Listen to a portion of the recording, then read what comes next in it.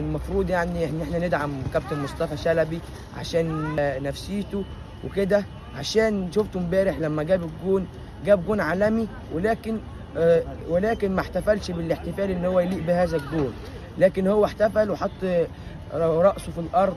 من داخل نادي الزمالك المشجع الزملكاوي الجميل الاسكندراني محمد، اللي رفع لافتة بحب حضرتك يا كابتن مصطفى يا شلبي وعاوز التيشيرت، اللافته الشهيره التي رفعت في مباراه الزمالك والمصري البورسعيدي. النهارده مصطفى شلبي بيحقق امنيه الطفل الجميل جدا جدا جدا وبيستقبله داخل نادي الزمالك وبيهديه تيشيرت رقم 7 من داخل نادي الزمالك.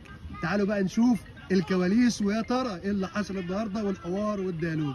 محمد، نورت نادي الزمالك، قول لنا بقى مصطفى شلبي استقبلك ازاي وشعورك وانت جاي من اسكندريه مخصوص سفر وبتستقبل مصطفى وكمان بتاخد التيشيرت بتاعه. والله النهارده جيت من اسكندريه مخصوص لنادي الزمالك وقابلوني مقابله طيبه، وقابلني الكابتن مصطفى شلبي وحقق لي اللي انا بتمناه ان اخد التيشيرت بتاعه، وهداني التيشيرت ومضالي عليه. والنهارده والله كان مقابله طيبه من داخل نادي الزمالك، احسن نادي في مصر واحسن نادي في القرن كله. وبشكر كل الناس اللي دخلوني النادي دوت واشرفوا على دخولي وكده.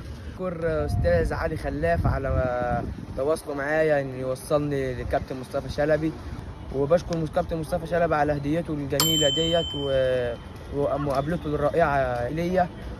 والمفروض يعني ان احنا ندعم كابتن مصطفى شلبي عشان نفسيته وكده، عشان شفته امبارح لما جاب جون عالمي، ولكن ما احتفلش بالاحتفال ان هو يليق بهذا الجون، لكن هو احتفل وحط رأسه في الارض.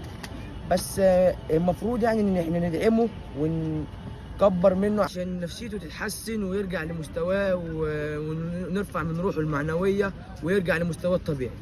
شايف ان مصطفى شلبي لو ركز واكتسب الثقه هيبقى اضافه للزمالك ويتسبب في اهداف كبيره جدا ويبقى اضافه لخط هجوم الزمالك يا محمد؟